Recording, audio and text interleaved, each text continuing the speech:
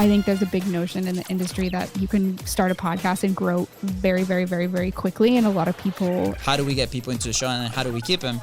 Crap in, crap out, guys, right at the end of the day. How are you promoting the podcast is extremely important to drive listeners. So how do people go about making their podcast discoverable if just distributing to all these platforms is not enough? I've definitely been sucked into some of these shows through TikTok. And then when I listen to the episodes... We just do a comedy show. That'll be rough. You could roast each other. I don't want to make FONZI cry. He's been roasting me since I was born, so I don't feel anymore, guys. I think this is kind of like a lot of people have hot takes about this. What are you doing? Are you relationship first or are you content first? How do we get attention, right? And then how do we keep that attention? TikTok consumer might not be a podcast consumer. My biggest piece of advice. We've got some hey, fresh I'm new young Luis. talent And doing some I'm things Luis. that I know you haven't And you're heard listening to the before. Content is Profit podcast. Listen. What's up, everybody? Welcome back to Content is Profit. Special day because we are back. It's been what, 2 weeks? Well, has it been that long? Yeah, it's been that long, man. It's been a while. I know. But you listening at your home, you don't notice that. That's just, behind the scenes type of stuff. But anyways. That's why you build that backlog of episodes. That's right. And today we have somebody special coming back to the show, our MVP, Carly Baker from the HUSPA Podcast Network. And I'm excited. Carly, what's up? How you doing?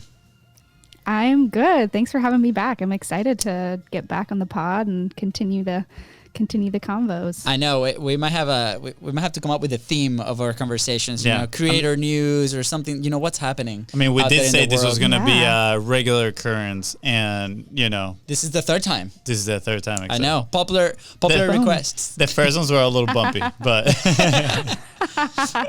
Yeah. Hey, Carly, we've seen in our Slack channel that there's some new shows in the network, right? People, every time they know that we're in the HUSPA Podcast Network, they're like, how do we get in there? How do we get in contact? Who do we talk to? What do we need to do as a show or as a content creator, right? To be part of it. So you want to give us an update on the network? How's that going?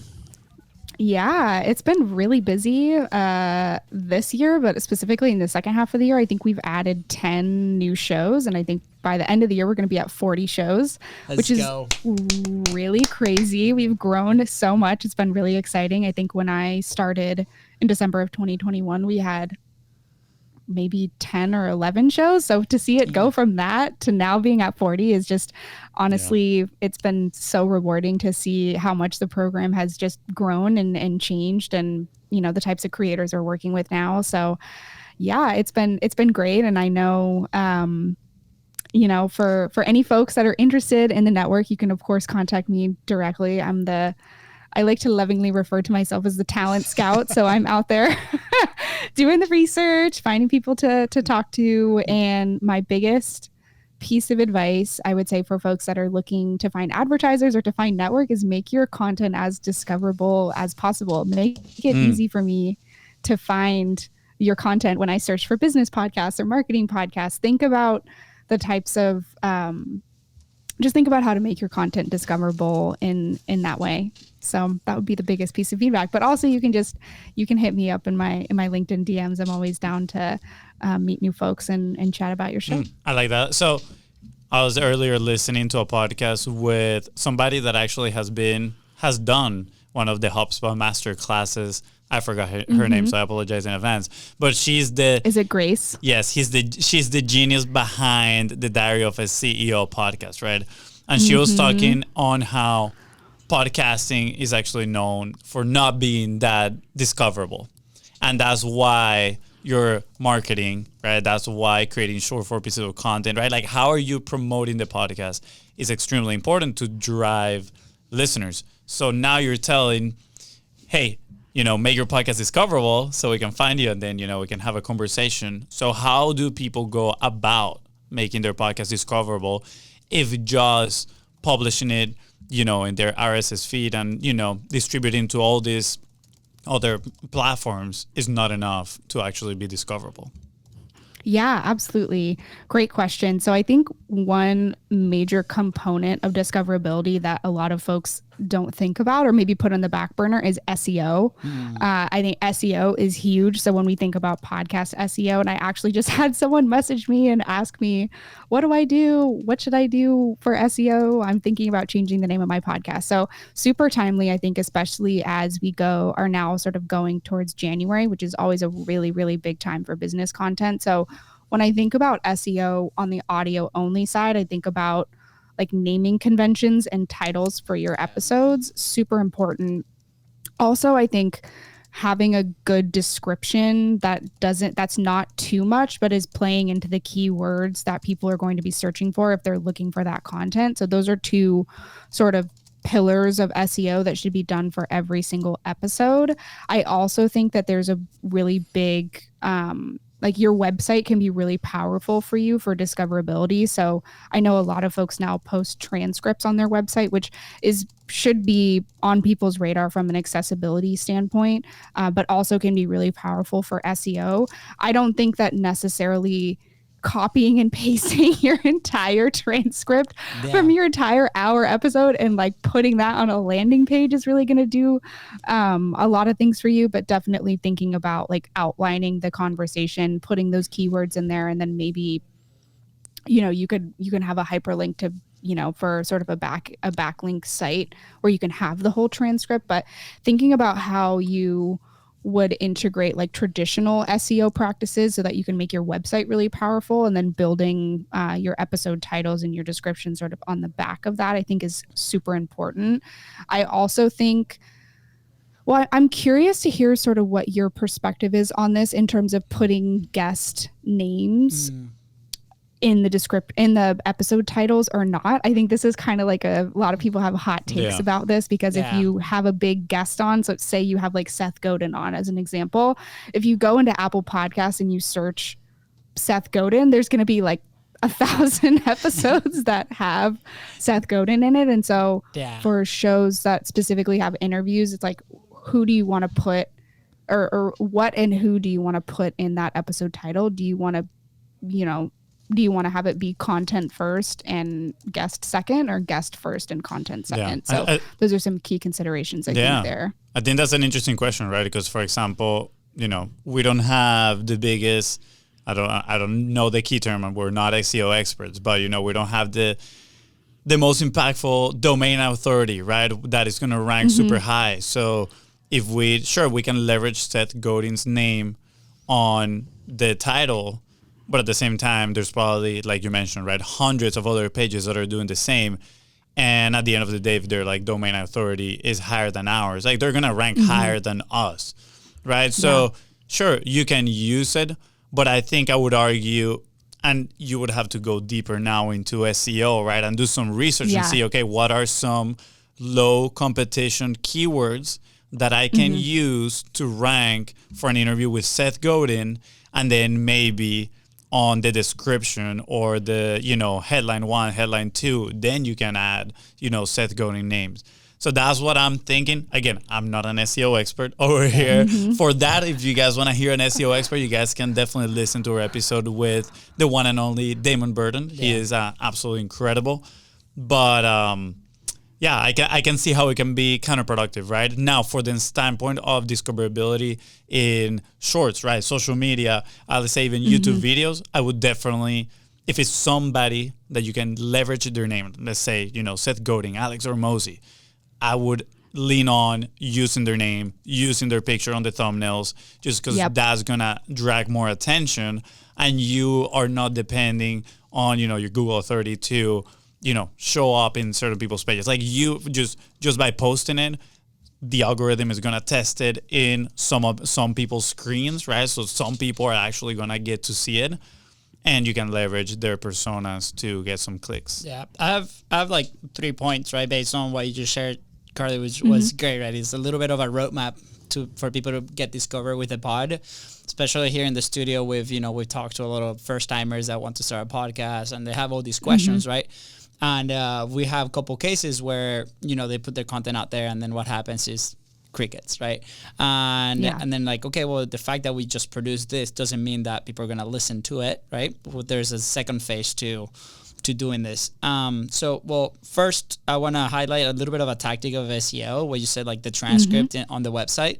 When we talked to Damon, who's like our go-to expert on SEO, you know, a little tactic that you can do on your website is like kind of like put a hidden box at the bottom and put the transcript in there. Just put a warning like, hey, in this box you'll find the transcript of the episode, but it's formatted in a way where it doesn't take the full thing. So you'll have like your video, you'll have so you'll have your video, you'll have your podcast description or summary, whatever you want to put in there as a blog post, right? And then you have your scrollable little box where it still has the effect, you know, that you want for the crawlers, but at the same time, it doesn't affect the eye when people are reading that. So we don't have to create like a second database on transcripts. So a little tip for the ones that are interested in doing that. Now, as far as like guest versus content first, you know, a lot of the questions that we ask, and for example, our show started relationship first. So the name was always going to be on that title because we wanted to develop those relationships. It didn't matter to us, like the first 200 episodes, what were the downloads, right? We were investing in the people that we were connecting through the podcast. The podcast was a tool for us to do that and bring us business opportunities. So I will consider, right? Like, what are you doing? Are you relationship first or are you content first? And then based off of that, there's like different levels of influence that your guest might have, right? So these are elements that you might want to account, you know, to then execute of what FONZI said with like SEO strategy, right? Because if you are not an expert in SEO or this is something, you know, brand new, it's going to take a lot of time or capacity, right? For you, if you're doing it yourself, or if you have a team, great, lean on them, but it's going to take time and capacity. So, you know, based on how frequent your episodes are, if you have like a high cadence, you know, 3 to 5 episodes a week, that might be a little bit of a heavy task to start doing with SEO. Yeah. So I will probably lean on relationships if you're a brand new show, and then invest that time in maybe encouraging them to share the episodes with their network, right? But if you have a little bit of a lower cadence and you have a little more capacity to do this, perfect. Like, so those are the elements that I will consider. And I think for every episode is a little bit different. For us, the relationships has been very beneficial for our business. And then that allowed then the content to be discoverable. It just took a little bit more time. Yeah, no, I love that. And I think anyone that listens to this show can tell that your relationship first, 100%. And I love that that's been such a key driver in the growth and success of the show and of your business. Yeah, so I think it's really hard with the way that the internet is and how, you know, culture and relationships can be viewed as in a very transactional lens. I think it's you two are such a wonderful success story. Thank you. We like making cool friends. So back into the topic of discoverability, we have some really good shows on the network, right? Like some like big heavy hitters in there. Starting with Content is Perfect. Of course. Of course. So I was just curious, you know, have you heard of, because I'm sure, again, SEO is one of the avenues, right? The fact that all these tools are out there and all these methods are out there doesn't mean that we need to do them all. We need to find one that works best for us and then lean in. And I'm curious on the shows that we have on the network that you've talked to, maybe what are some of the different ways that you have noticed how they are getting their podcast more discoverable? Yeah, so I think having, and this goes back to what Grace you know, had shared and is a really strong strategy that they use at Diary of a CEO, is having a really strong cross-channel marketing strategy. And I think what can be really difficult is that there's so many channels. It's so overwhelming. I feel like, you know, with Threads, like there's always all of these new platforms that are coming up and it's very noisy. And I think it can be very hard to decide where you want to invest your time and build your audience. And I don't think that that content needs to be a fit for every single platform. I think you need to find the platform where your audience is and just sort of double down and do that. One thing I think is really interesting and actually has led to a lot of relationships that I've built and shows that I've met is business podcasts leveraging LinkedIn. I think LinkedIn can kind of be seen as a content farm. Like there's such an overwhelming amount of content that's being posted on LinkedIn every single day. Some of it valuable, some of it not as valuable, of course, but that's been a really big way that I've found new shows and just sort of, you know, at the end of the day, LinkedIn is really a relationships platform. And so what I've loved to see over time, since I've joined the network is there's been a lot more investment and strategy on LinkedIn. And I think that has happened a couple of different ways. I know a couple of shows in the network now have newsletters that are run through LinkedIn. And so whenever you connect with someone, you can get an automatic invitation to subscribe to their newsletter. And these creators, most of them have newsletters that are run outside of LinkedIn, but they've built an internal LinkedIn newsletter to just continue to have contact with people that are connected with them or following them that maybe aren't yet connected or following them on other platforms. And so I think that can be a really good way to sort of nurture your audience and nurture, I guess, what you could call a lead in that way. And so I love sort of utilizing that platform for growth. I think it's also like very video and audio friendly. I would say more video friendly than other platforms. So that's one thing that I love to see. I don't feel like LinkedIn is necessarily a good play. Like if you have a true crime podcast, I don't think your audience is necessarily there, but business content, business builders, like think about folks that are on LinkedIn, that can be really good. And also the way that the algorithm is in terms of discoverability. I mean, I used to think that LinkedIn had a very weak algorithm in terms of what it was giving me, but over time it's built up, and it's like most of the stuff that I see is business content, like B2B business content and podcast and YouTube content. So over time it has built up in a way. I do have a really curated feed. So I think definitely harnessing that. I also think LinkedIn is really great because it's sort of like YouTube in a way where you can have it's easier to have like a direct conversation or engagement or interaction with your audience. Like if you think about just posting your content on Apple Podcasts, like no one can comment on that. You can't interact with your audience. So that I think is another thing that's super powerful. Super powerful. Maybe something with LinkedIn. And I love this, right? Because, like you said, you mentioned lots of channels can be very overwhelming, right? Whether you have a big team or a small team, doesn't matter. And yesterday I was having a conversation with somebody that's producing the podcast here in the studio, and we're talking about this, right? They went through the first 4 episodes, they produced it, they're ready to go, and that was the call to like, okay, what next? Like, where are we putting this? Where are we distributing this? How are we letting people know? And I think a visual that helped me a lot initially when we were starting to do this, when it comes to traffic, was picture a river, right, full of water that's flowing down. And what a lot of people try to do, us included, right, has been you start carving, a second river out of this one, right, a smaller one, to try to direct that water to you, right? You're trying to force that water into coming to your little piece of land. Meaning that traffic. And what we don't do is maybe we should walk a little bit closer to that river and just put our sign in front of the river without having to move the water, right? So with that, it's like, where are the sources where people are already consuming that kind of content, right? Think about newsletters, think about obviously platforms like LinkedIn, like you mentioned, right? Think about, maybe is ads to a specific audience, right? And where are people already consuming that type of content? Or do your guests have an email list that maybe they can show that little sign of your show to them? So trying to find those rivers and then just put your message in front of them, I think is a very interesting approach that for us was game changer when we visualized it that way and trying to understand traffic. Be like, okay, put your message in front of where people are already consuming instead of trying to call them all the way to your little island, right, where it might not be as fun as the main road, right? So I'm curious real quick, because as you were sharing how you discover new podcasts, in my mind, I was like, I wish that there was, and I'm sure there might be, some sort of research of literally hundreds or thousands of listeners where you get to break down how each one of them discover podcasts, right? For example, you said LinkedIn. Me personally, I discover a lot of podcasts on YouTube, right? Like they pop in there and I was like, oh, this looks interesting. And then I kind of look at their hook.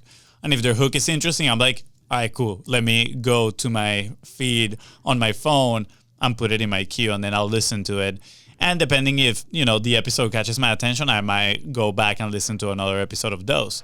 I'm curious about you. How do you discover your podcast? I think my main way to discover a new podcast is, one, our guests. Like having a podcast exposed you to a ton of stuff. So you're like, okay, well, that's great. Like if you have conversations, right, with other people and other creators, maybe their recommendations. I think we have a database right now because every single person that comes to the show fills a little survey and be like, have you been in other shows? And I'm like, yeah, which ones? And they put like 3 to 5 links. So it's literally like 2,500 shows probably. So a little overwhelming, but that's one, right? That's the most common because we produce this very frequently. The second one is recommendations from the show that I already listened to, right? Like, and this is something that we talked a lot about, cross promotion, right? Podcast listeners listens to podcasts, right? So just an audience will have a level of trust with that host, and if that host shares that message of a new show that might be interesting to them, then you might be very motivated to go and actually search on your phone for that new show. Little parenthesis here. I actually like better when the cross promotion is actually of a specific episode. When they say like, hey, go check out Content is Profit, you know, especially this episode where they're talking to Carly Baker, right, the MVP of the HubSpot Podcast Network, and they discuss all about discoverability. If you have a podcast about yourself, if you have a podcast and you're looking to get discovered by more listeners, this is the episode you need to listen to. That is when, for me personally, those cross promotion actually works. Because if they tell me, hey, look, they have this podcast where they talk, and it you know, it's very broad. I'm like, all right, cool, thank you. You know, not to be mean, but I'm like, there's probably 20 other podcasts that have a very similar description. But if you can go in the nitty gritty of the benefit, you know, that you can get from listening to that one single episode, that will sell me way better on putting it in my queue. How do you discover episodes, Carly? Yeah, so I also love a good cross promotion. I think what I don't love are like really bad cross promotion ads, because I think it just brings the authenticity of cross promotion down in general. You know, I think about just like large networks or companies that just insert cross promotion ads that have nothing to do with the content. Like there's literally zero alignment. I think that really drives me nuts, but I do definitely have found a lot of shows that I listen to personally through cross promotion. So I think that's a really, really strong avenue of discoverability. I also just have figured out sort of a science of how to search in platforms for shows. So I use mostly Spotify and Apple. I tend to mostly use Apple because Spotify is a little more complicated in terms of search now that it's integrated on the music side of the platform.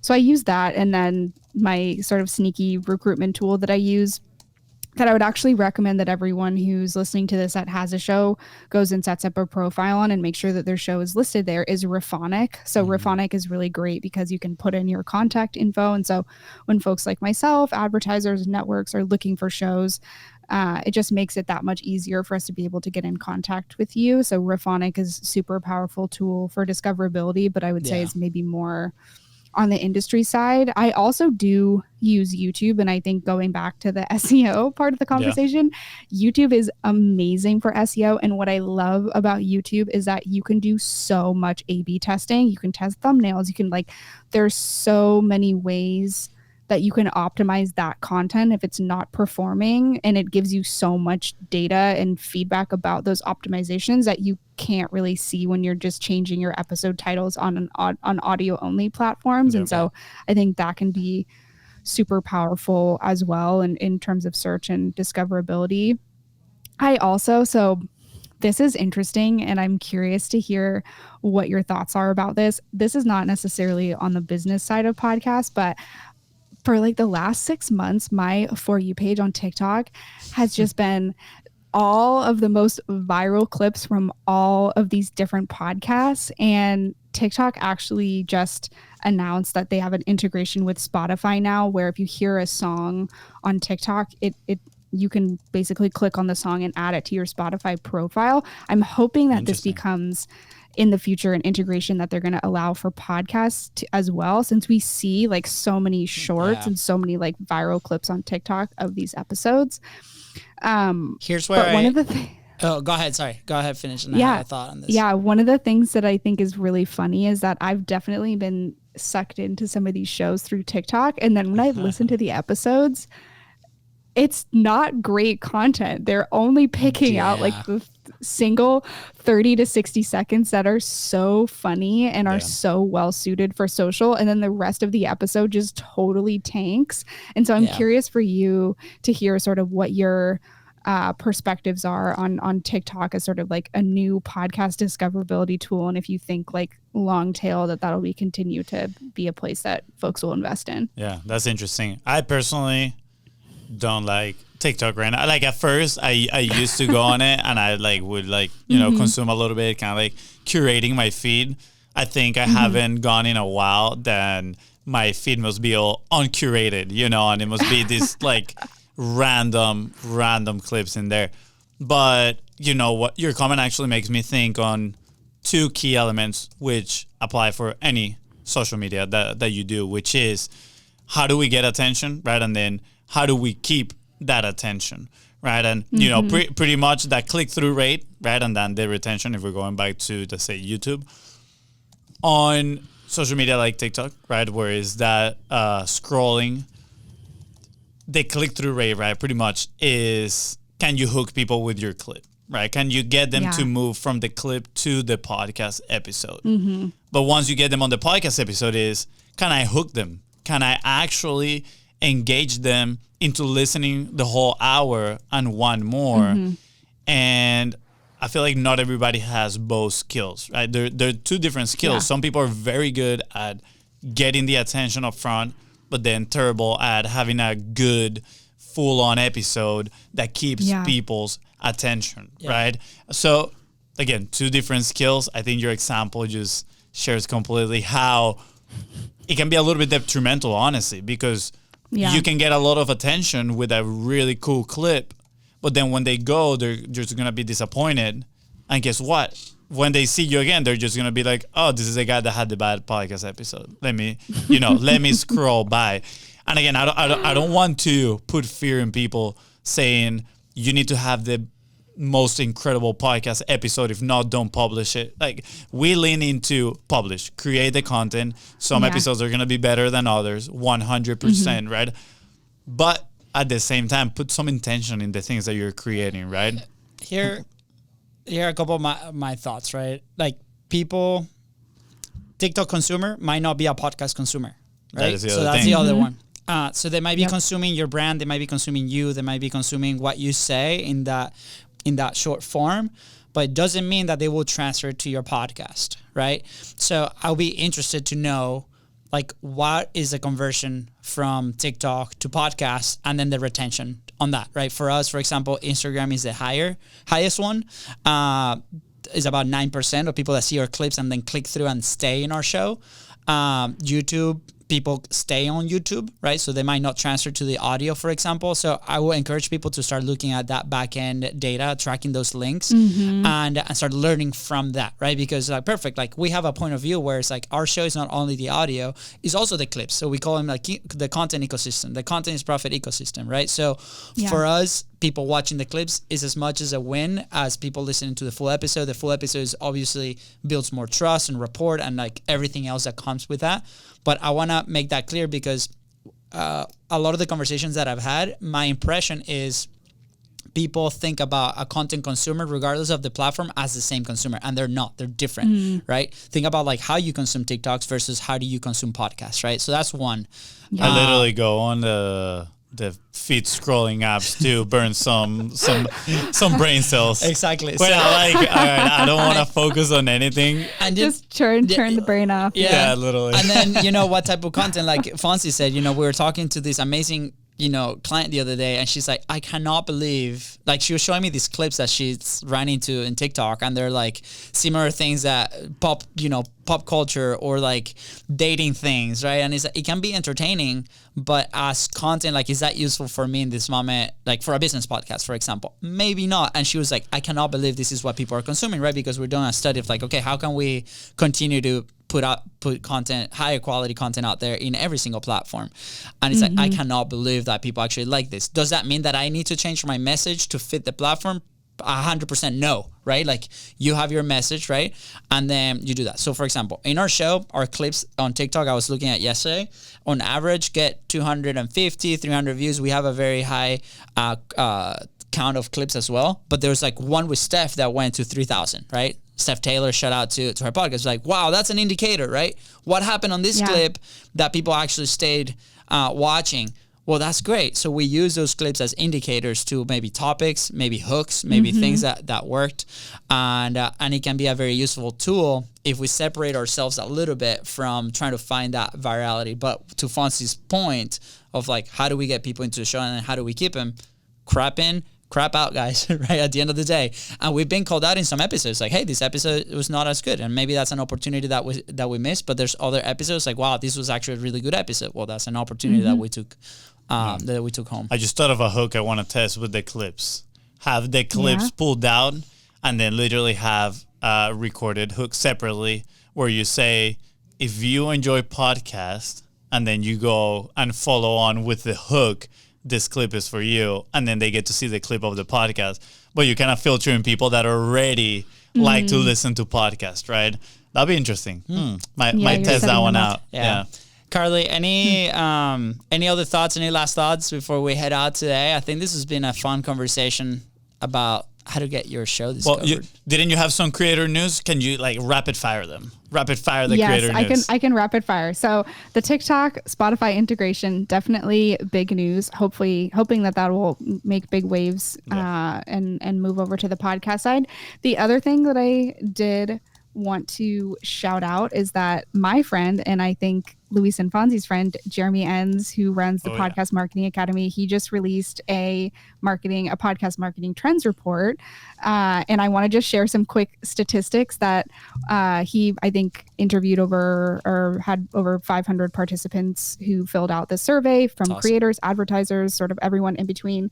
And for anyone out there who might be struggling with their podcast and marketing and all these things, respondents in this survey rated their marketing proficiency as 5.1 out of 10. So if you are out there having difficulties with your podcast marketing, most other people are, so don't worry too much. And also the median month-over-month growth rate for shows for monthly downloads is 1.62%.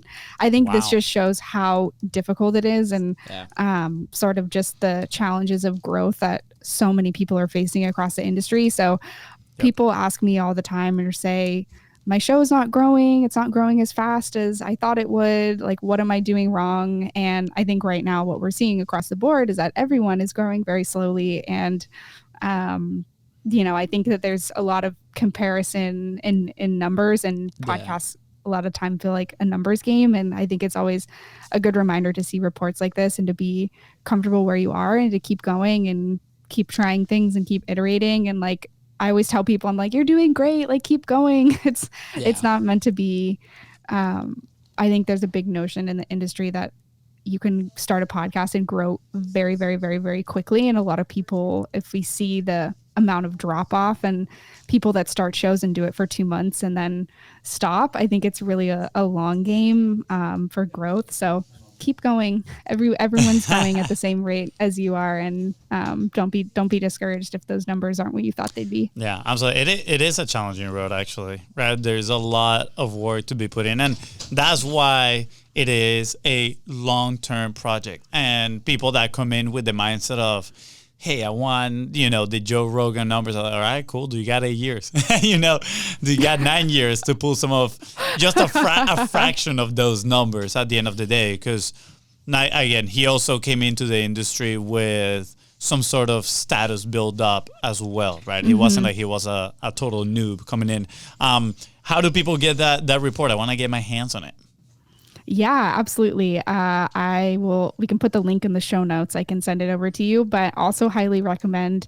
Jeremy is such a wonderful person. He has a newsletter that I highly recommend subscribing to. He's very down to earth, like no BS podcast marketing advice. So definitely definitely follow Jeremy and check out the report. There's tons more information and like really in-depth analysis and actionable takeaways about how to stay up with the trends as we go into the new year. So definitely recommend. Yeah, absolutely. I'm actually gonna hit him up after this and see if he wants to come and discuss the report live. Yeah. Dude, that would be amazing. Yeah. And Actually, I don't think you mentioned this one, but Spotify Podcast Trends 2023 also came out as well. If you guys want to get your hands on that, there's something about messing there. I gotta go dive deep into that one.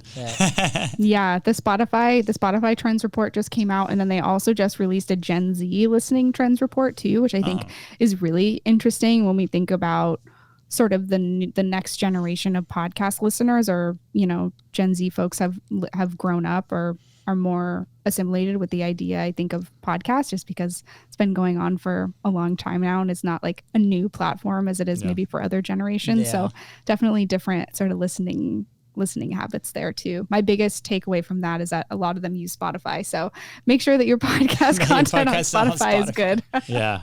I see here that also a lot of people like listening. Top 5 categories by total listening hours, comedy.